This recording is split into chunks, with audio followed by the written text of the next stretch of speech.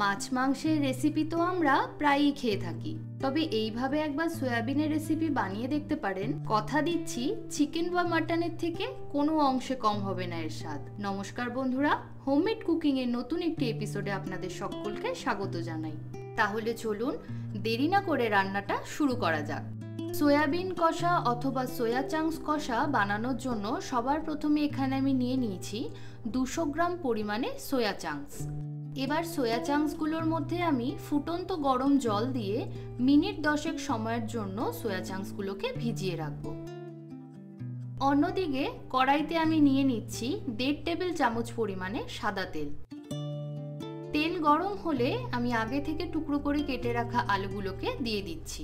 এখানে আমি 4টে মিডিয়াম সাইজের আলুকে মাঝখান থেকে কেটে 2 টুকরো করে নিয়েছি। আমি এখানে আলুর টুকরোগুলোকে একটু বড় রেখেছি, আপনারা আপনাদের সুবিধা অনুযায়ী আলুগুলোকে টুকরো করে নেবেন। এরপর আলুগুলোর মধ্যে দিয়ে দিচ্ছি স্বাদমতো নুন আর দিয়ে দিচ্ছি রঙের জন্য হলুদ গুঁড়ো। গ্যাসের ফ্লেমটাকে মিডিয়ামে রেখে আলুগুলোকে আমি এবার হালকা লালচে রং ধরে আসা অবধি ভালো করে ভেজে নেব।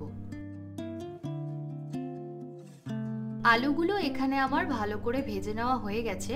এবার আমি এগুলোকে তুলে নিচ্ছি।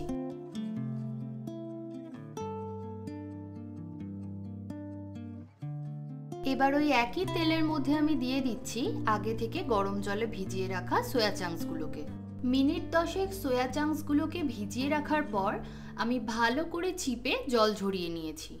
এবার এর মধ্যে দিয়ে দিচ্ছি স্বাদমতো নুন। গ্যাসের ফ্লেমটাকে লো টু মিডিয়ামে রেখে সোয়া চাংসগুলোকে খুব ভালো করে ভেজে নেব। সোয়া চাংসগুলোকে ভালোভাবে ভেজে নেওয়া হয়ে গেছে। এবার আমি এগুলোকে তুলে নিচ্ছি।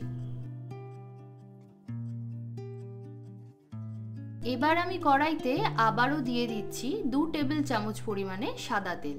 তেল ভালোভাবে গরম হয়ে গেলে ফোড়নের জন্য এর মধ্যে দিয়ে দেবো কিছু গোটা গরম মশলা। প্রথমেই এর মধ্যে দিয়ে দিচ্ছি 4টে ফাটিয়ে নেওয়া গোটা এলাচ, 5 থেকে 6টা গোলমরিচ, 2 টুকরো দারচিনি, 4 থেকে 5টা লবঙ্গ, 2টো তেজপাতা, 2টো শুকনো লঙ্কা আর দিয়ে দিচ্ছি 1/4 চা চামচ পরিমাণে গোটা জিরে। ফোড়নটাকে কয়েক সেকেন্ড ভেজে নেব। ফোড়ন থেকে সুন্দর গন্ধ বেরোতে শুরু করলে এর মধ্যে দিয়ে দিচ্ছি পেঁয়াজ বাটা। পেঁয়াজ বাটাটাকে খুব ভালোভাবে কুক করে নেব যতক্ষণ না এর কাঁচা ভাবটা চলে যাচ্ছে। পেঁয়াজ বাটা ভাজা হয়ে গেলে এর মধ্যে দিয়ে দিচ্ছি আদা, রসুন আর কাঁচা লঙ্কার পেস্ট। এখানে আমি 1.5 ইঞ্চি আদা, 6 থেকে 7টা রসুন আর 5টা কাঁচা লঙ্কা একসাথে ভালোভাবে পেস্ট করে নিয়েছি। তেল ছেড়ে আসা অবধি মশলাটাকে খুব ভালো করে কুক করে নেব। মশলা থেকে তেল ছেড়ে এসেছে। এবার এই স্টেজে এর মধ্যে দিয়ে দিচ্ছি টমেটো পেস্ট। এখানে আমি একটা বড় সাইজের টমেটো পেস্ট করে নিয়েছি। এরপর এর মধ্যে দিয়ে দিচ্ছি 1/2 চা চামচ পরিমাণে হলুদ গুঁড়ো, 1 চা চামচ পরিমাণে কাশ্মীরি লাল লঙ্কা গুঁড়ো, 1/2 চা চামচ পরিমাণে জিরে গুঁড়ো, 1/2 চা চামচ পরিমাণে ধনের গুঁড়ো, দিয়ে দিচ্ছি স্বাদমতো নুন। এবার সবকিছুকে খুব ভালো করে একবার মিশিয়ে নেব। আলু আর সয়াবিন ভেজে নেওয়ার সময় যেহেতু নুন দিয়েছিলাম, তাই মশলার মধ্যে নুনটা একটু বুঝে দিতে হবে। সবকিছু খুব ভালো করে একবার মিশিয়ে নেওয়ার পর এর মধ্যে দিয়ে দিচ্ছি সামান্য পরিমাণে জল।